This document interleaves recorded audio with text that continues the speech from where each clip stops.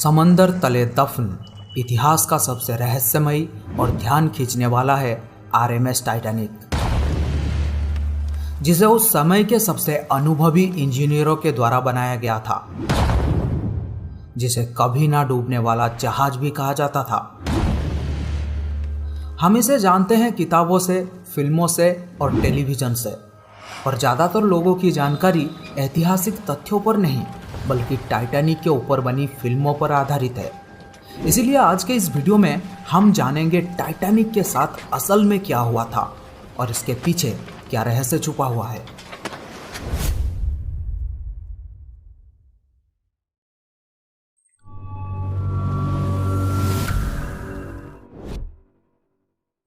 Titanic, जिसका पूरा नाम था आरएमएस टाइटैनिक। आरएमएस यानी रॉयल मिलशिप। इसको बनाने वाली कंपनी का नाम था व्हाइट स्टार लाइन। टाइटैनिक को बनाने का काम 31 मार्च सन 1909 में 3000 लोगों के एक टीम द्वारा शुरू किया गया और सिर्फ 26 महीनों में यानी 31 मई सन 1911 तक ये जहाज बनकर तैयार हो गया। पर इसके डेकोरेशन और चिमनी लगाने का काम सन 1912 तक चलता रहा। जब ये जहाज पूरा बनकर तैयार हुआ तब इसे सिर्फ देखने के लिए करीब 1 लाख से भी ज़्यादा लोग आए थे, क्योंकि टाइटैनिक उस समय का दुनिया का सबसे भव्य और विशाल समुद्री जहाज था। साथ ही इंसानों के द्वारा बनाया गया सबसे बड़ा चीज भी था। कहा जाता है कि टाइटैनिक आकार में 3 फुटबॉल मैदान जितना बड़ा था। अगर हम इसके आकार की बात करें तो ये करीब 882 फीट लंबी और 175 फीट ऊंची थी और ये जहाज 44 किलोमीटर प्रति घंटे के रफ्तार से आगे बढ़ने की क्षमता रखता था। टाइटैनिक के निर्माण उस समय के सबसे अनुभवी इंजीनियरों के द्वारा किया गया था। इस जहाज को 16 अलग अलग कंपार्टमेंट में डिवाइड किया गया था, जो पूरी तरह से वाटर टाइट थे। यानी इनको इस तरह से डिजाइन किया गया था कि पानी एक कंपार्टमेंट से दूसरे कंपार्टमेंट में प्रवेश नहीं कर सकता था, और अगर किसी कारणवश इसके 4 कंपार्टमेंट में पानी भर भी जाता तब भी टाइटैनिक को डूबने का कोई खतरा नहीं था। इसके इसी खूबी की वजह से इसे अनसिंकेबल शिप यानी कभी ना डूबने वाला जहाज भी कहा जाता था। 10 अप्रैल 1912 इंग्लैंड के साउथहैम्पटन से 2223 यात्रियों के साथ टाइटैनिक अपनी पहली या प्रथम यात्रा के लिए रवाना हुआ।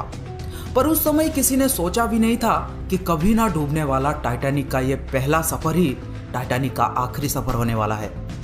यह जहाज इंग्लैंड से अमेरिका जा रहा था, जो 17 अप्रैल 1912 को न्यूयॉर्क में पहुंचने वाला था।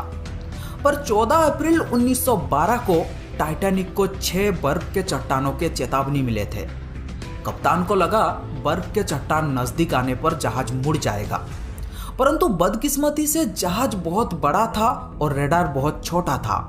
बर्फ के चट्टान आने पर वे अत्यधिक गति के कारण समय पर नहीं मुड़ पाए और चट्टान से जा टकराए।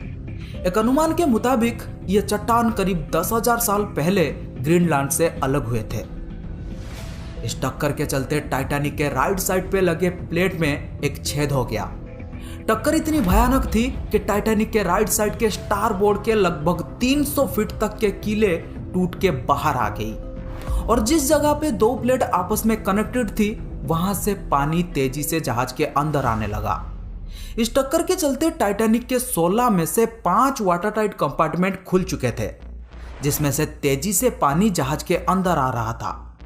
रात के 11:40 पर वे डूबने लगे और तकरीबन 2:20 पर वे पूरी तरह समुद्र में समा गए।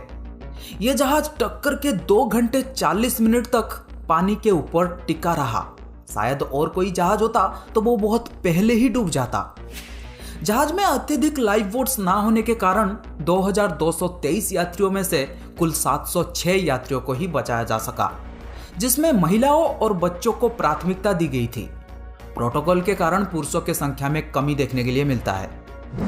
इस दुर्घटना में 1500 से भी ज्यादा लोगों की मृत्यु हो गई थी, पर सभी लोगों की मौत पानी में डूबने की वजह से नहीं बल्कि अत्यधिक ठंड के वजह से हुई थी, क्योंकि समुद्र के जिस जगह पर यह टक्कर हुई थी वहां पे पानी का टेम्परेचर -2 डिग्री सेल्सियस था और इतने लो टेम्परेचर के चलते किसी भी इंसान का 15 से 20 मिनट तक जिंदा रह पाना भी मुश्किल है।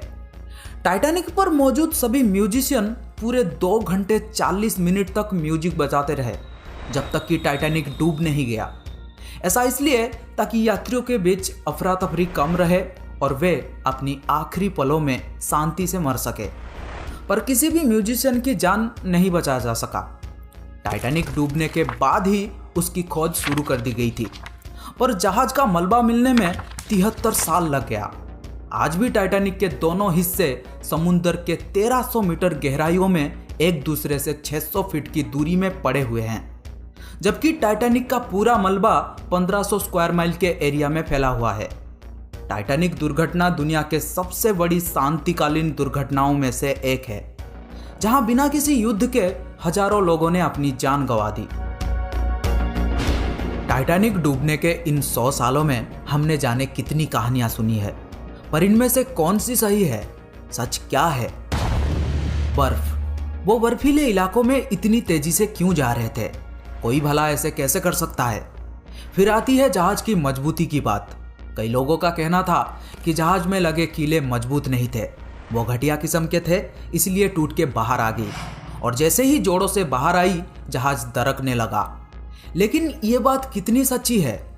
लाइफ बोट्स, सवाल उठता है कि उतने बड़े जहाज में इतनी कम लाइफ बोट्स क्यों थी, और क्या वो उतनी थी कि सभी मुसाफिरों को जगह मिल सके? जहाज का टूटना, उसका स्टील कैसे मुड़ा, उसका टूटना कैसे शुरू हुआ? या ऐसा तो नहीं कि टाइटैनिक के डिजाइन में ही कोई खामी था?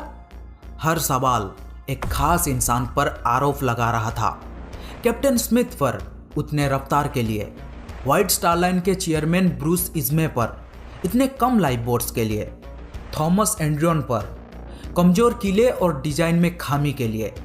पर 2010 में हुए एक रिसर्च के दौरान इस सभी सवालों के जवाब मिलने लगे। दरअसल 2010 में शुरू किए गए एक प्रोजेक्ट के दौरान टाइटैनिक के डूबने के रियल वजह जानने के लिए शोधकर्ताओं की एक टीम अत्याधुनिक रोबोट्स और हाई डेफिनेशन वाले कैमरा के हेल्प से नॉर्थ अटलांटिक ओशन के 1500 स्क्वायर माइल के एरिया का एक मैप बनाए और टाइटैनिक के हर छोटे बड़े टुकड़ियों की 1,30,000 फोटोज और वीडियोस इकट्ठा किया गया। इकट्ठा किए गए फोटोज और वीडियोस के मदद से टाइटैनिक के हर बारीक टुकड़ियों का अध्ययन कर टाइटैनिक को वर्चुअली रिक्रिएट किया गया और इसके डूबने की असल वजह जानने का प्रयास किया गया।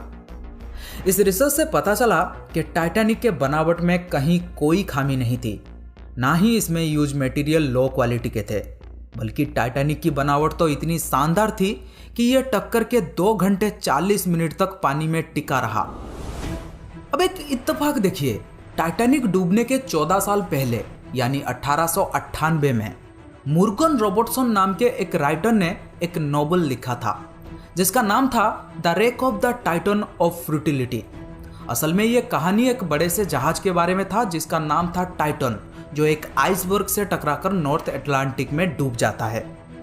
पर आपको जान के हैरानी होगी, कहानी वाला टाइटन और असली के टाइटैनिक दोनों ही अप्रैल के महीने में डूबे, दोनों ही अटलांटिक ओशन में डूबे और दोनों में ही हजारों लोगों को बचाने के लिए पर्याप्त लाइफ बोट्स नहीं थे।